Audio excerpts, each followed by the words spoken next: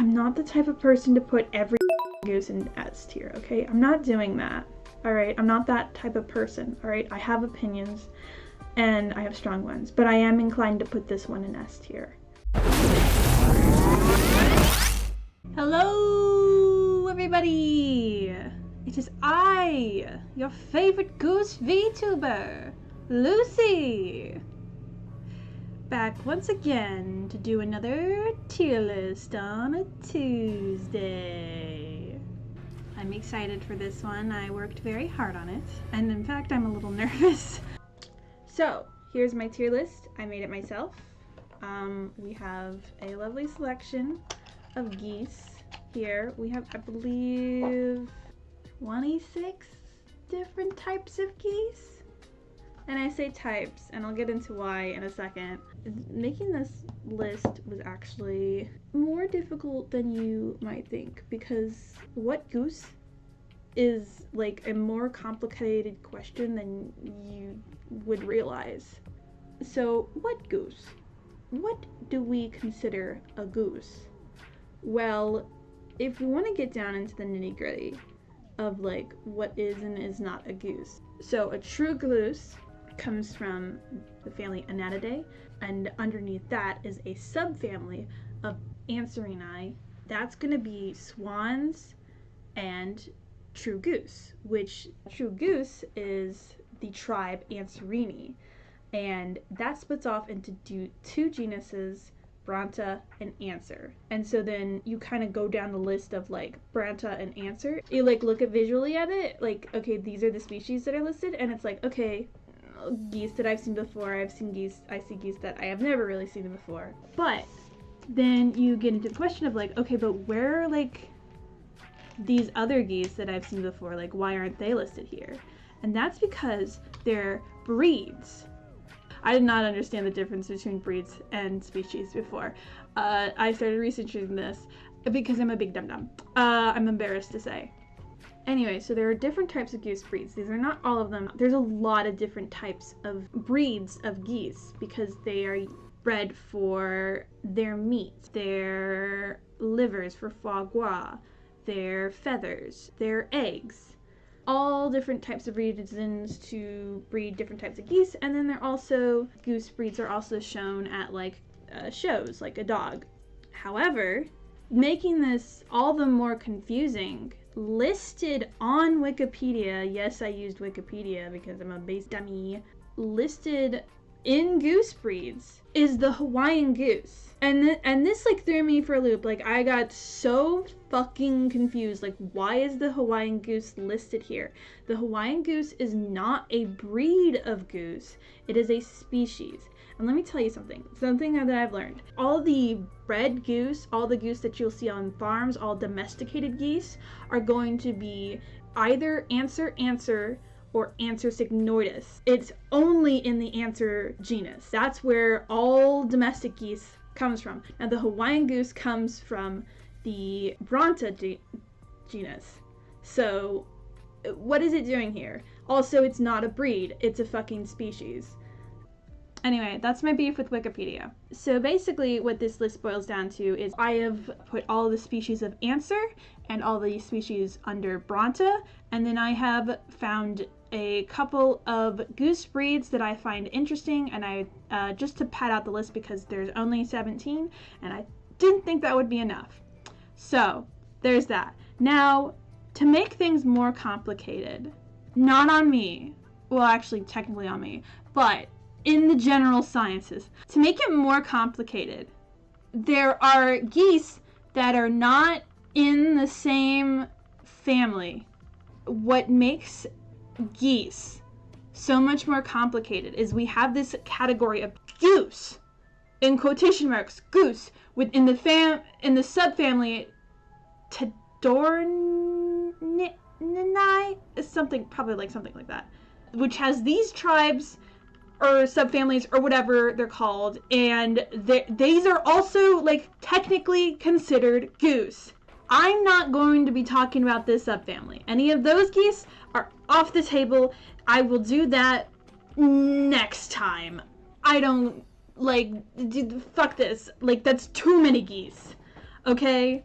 And now we shall get into the actual list that I will be doing. We're going to start with answer, which I'm pretty sure is just the Latin word for goose. So starting strong with the bar-headed goose. At least for the first 17 slides, I have included an image of what the goose looks like and also what the little baby looks like because I love goslings and that sways my opinion, okay? I can't just like look at the full adult goose and be like, well, yeah, that looks interesting. But when you put a gosling in front of me, I'm like, oh, baby. Fun facts, like I did in my last bird ranking stream. God, why has this become my niche? Our first goose is the bar-headed goose. You can probably figure out why they're called that. It's because of those two black bars across their head over here. These geese are famous for flying extremely high. During their spring migration, they have been seen flying over the peak of Mount Everest at heights of over 30,000 feet. That's crazy. They also fly far and have been known to cover 1,000 miles in a single day. Their powerful flight generates enough heat to keep their wings free of ice, even at severe sub-zero temperatures. Scientists have also found that their blood cells contain a special type of protein that absorbs oxygen very quickly at high altitudes. This is just like a cool fucking goose. I love it.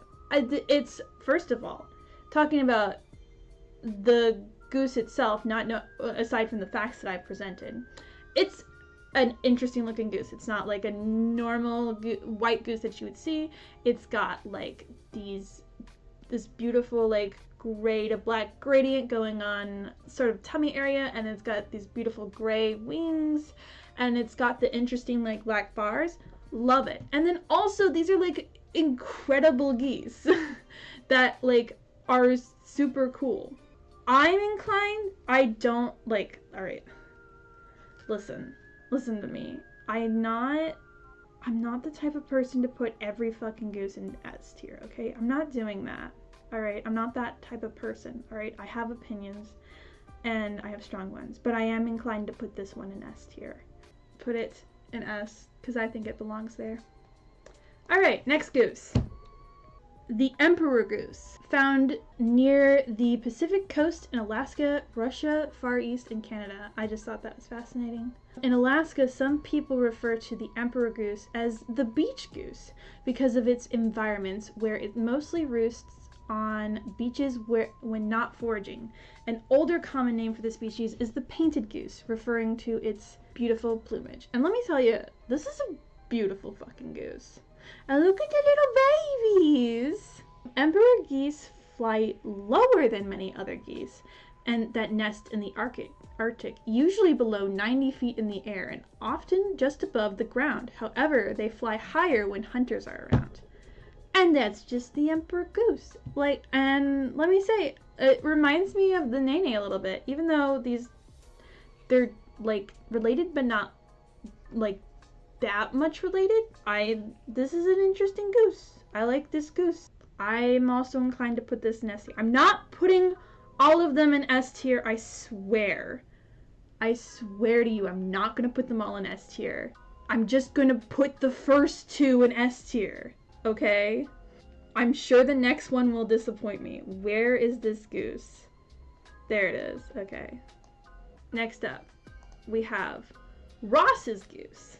I saw this and I'm like, why the fuck does some guy named Ross get his own goose?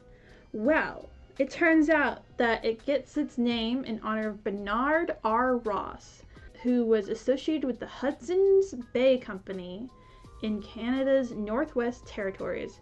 Members of the Hudson Bay Company were the first Europeans to discover the Arctic nesting grounds of the Ross's geese in 1940. And the Hudson Bay Company is like a clothing store or clothing brand, I believe. Anyway, populations of Arctic nesting geese, especially Ross's geese and snow geese, have changed the plant communities in the places where they nest. Their large growing colonies strip vast areas of vegetation in some areas, nearly down to bare ground. Some of these denuded areas of tundra are visible from space. Pretty fucking cool, if you ask me. This is a pretty... Look at the little baby. I don't want to say S tier. Because why does Ross get his own goose? He wasn't involved in finding this goose at all. But it is a very pretty goose.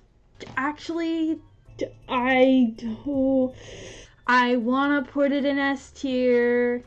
I want to put it in S tier, but I also don't want to put all of them in S tier. I swear I can put things in other tiers. I will put it in A tier. For now. Perhaps I will change my mind. But that's Ross's goose. This looks more like a goose. This is a snow goose. Look at the babies! Look at this beautiful little nest. Ah! Okay. The snow goose has two color plumage morphs, white and gray-blue, thus the common descriptions as snows and blues. This is C tier? I can see where you're coming from. Geese make an epic journey by air, but they are impressive on foot too. Within the first 3 weeks of hatching, goslings may walk up to 50 miles with their parents. 50 miles with their parents from the nest to a more suitable brood rearing area. Molting snow geese can outrun many predators. That's pretty cool. In wintering and migrating flocks that are feeding, look out, keep an eye out for eagles and other predators. Upon sighting a threat, they call out to the rest of the flock, which may take flight. I like this goose. I don't think it's S tier, and that might just be based on the image of the white snow goose, or the snow goose, but I think it is an interesting looking goose. And also I learned about morphs, what morphs mean, and basically that just means that that's animals that come in 2 different colors. F! I will overrule you. If I must. Not a fan. But it can walk 50 miles after 3 weeks. It's just so plain. I mean, a little. Fine, C. I'm gonna go with B tier. Because that's in between A and C. And also, it's a fascinating goose. And it is distinct from Ross's goose. I accept B as well. Awesome. Next up, we have the gray-leg goose. Gray-leg geese are one of the most common and conspicuous species of geese across much of Europe. Many domestic geese are derived from the wild gray-leg goose. This includes domestic gray-leg geese found in the United States. All goose breeds are going to be descended from this guy right here. Not this bird specifically, just, its ancestors. The mother of all goose, yes. And look at that little baby. Oh, it's so cute. Gray-leg geese in Sweden sometimes nest in abandoned osprey nests, both in trees and on nesting platforms. In one case, a pair of graylegs successfully defended a nest from an osprey pair in a days-long fight. Battle goose. The goose itself is a little plain looking, I will admit. There's distinct lines. It's just so gray. Yeah, it's a gray goose. I think she's a little plain, but she's got a lot of history to her.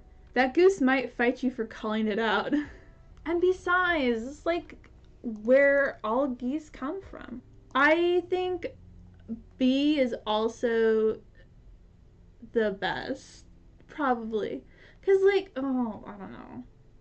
I think, yeah, it's a little plain. Next up, we have the swan goose. In the wild, currently, they're listed as endangered because of climate change affecting their habitat. Sad. These geese migrate in stages, and their key breeding grounds lie in wetlands between Russia, Mongolia, and China. All other geese breeds, the majority of them come from this goose. This goose has 2 breeds. that are descended from it. And there's a lot of variation between those two breeds. Well, less so like one of them, and it's very confusing, okay? It's very confusing, and I'm not built for this. I'm not built for science, okay? I am not. When I was a child, I looked into science and be thinking like, oh, maybe I should be a scientist when I grow up. And then I saw how much math was in it, and I immediately went like, I guess I'm meant for the arts instead. I'm not, science is too confusing for me. Ugh, get it out of here. Anyway, I was big on snakes and sharks when I was young. Yeah, I wasn't really into, I was into dinosaurs, but most children are into dinosaurs. I wasn't really into any, specific animals when I was a child. This is a new obsession that I have built on since middle school. Oh yeah, well, geese are still kingdom Dinosaura, so technically still into dinos. Ah! That being said, the swan goose, I think, it is a little bit, got a little more stees than the gray-lag goose, but I feel like it's in the same tier. Let's pop it into B. Gets demoted for being Soviet goose. It's more thought of as a Chinese goose than Russian, but it does nest in Russia, so, or whatever, or migrate there or whatever. Stop looking to me for science, okay guys? The taiga bean goose. The English and scientific name of the bean goose comes from its habitat in the past of grazing in beanfield stubbles in winter. Answer is the Latin for goose, and fabialis is derived from the Latin faba, a broad bean. Why beans? Oh, well, I just answered your question. That's why it's the bean goose. Well, it's not the bean goose, it's a bean goose. This migratory species winters further south in Europe and Asia. In Britain, it is a rare winter visitor, and regular wintering flocks are found in those places. Scotland. Ooh, yes. It does look very similar, in my opinion, to the gray-lag goose. A little bit. I think it has a slightly longer neck. Honestly, I'm kind of inclined to also put it in B. The taiga bean goose in B for bean. It looks very similar without the combat history. True. Not that geese aren't, known for, attacking people. I think it has to go down to C? Oh my god, that's so extreme. I mean, I'll do it. Alright, we're putting it in C. Look, if the battle goose fights this one, there will be a clear winner. This is why it's not the bean goose, because there's literally a different bean goose called the tundra bean goose. Despite their name, though, tundra bean geese are more often found in farmlands and wetlands during winter. The taiga bean goose can often be confused with the tundra bean goose. However, the latter typically has a shorter neck and a different call. That one looks more interesting. It does. It kind of has that orange thing on the beak. B it is. All right. See, I'm not putting all of them into S, okay? Just the first two. Next, we have the pink-footed goose. In June, thousands of young pink-footed geese leave Iceland and fly in an odd direction, north and as far north as 80 degrees north latitude to Greenland. There they molt and they then return to Iceland in August before moving on to spend winters in the United Kingdom. Pink-footed geese are one of the champion walkers of the bird world. Family groups regularly walk up to 15 miles across the tundra with young birds that are not yet able to fly.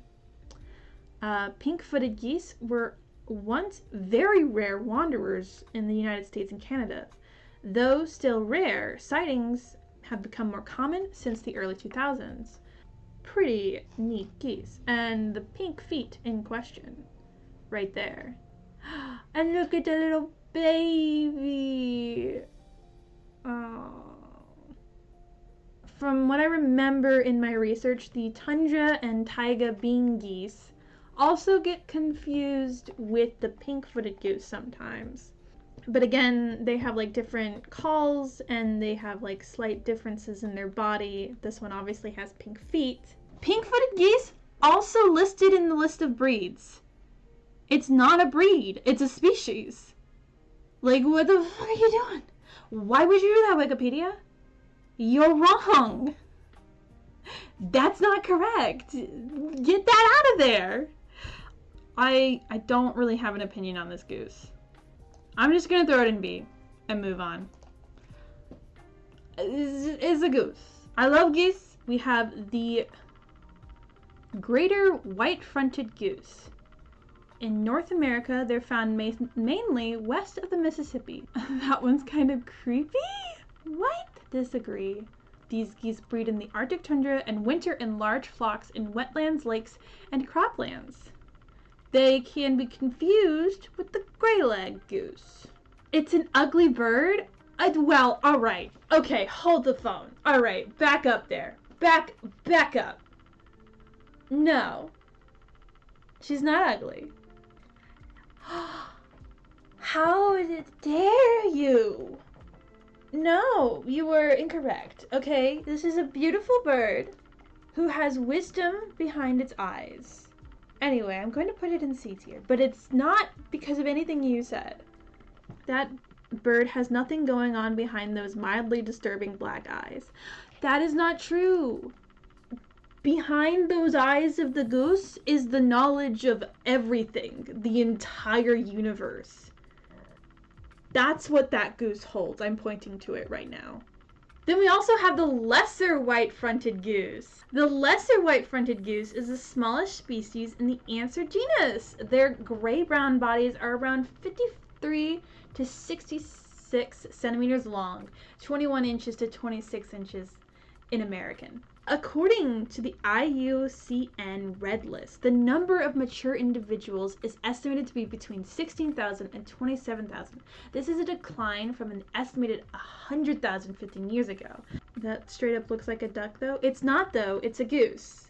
It's a lesser white-fronted goose. They breed freely in captivity, but many hybridize with their larger relatives, the greater white-fronted goose. Previous slide.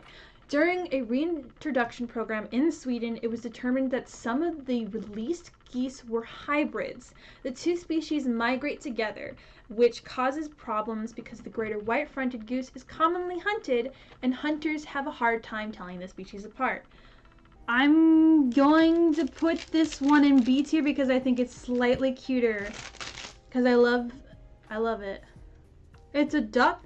It's distinctly not a duck, okay? There aren't any, not gonna sway me from that opinion, oh my god. Scientifically speaking, it's not a fucking duck. Oh my god, get out of here. It's not a duck. Next up we have the Bronta genus. Looks much closer to a duck than a goose. Hard disagree.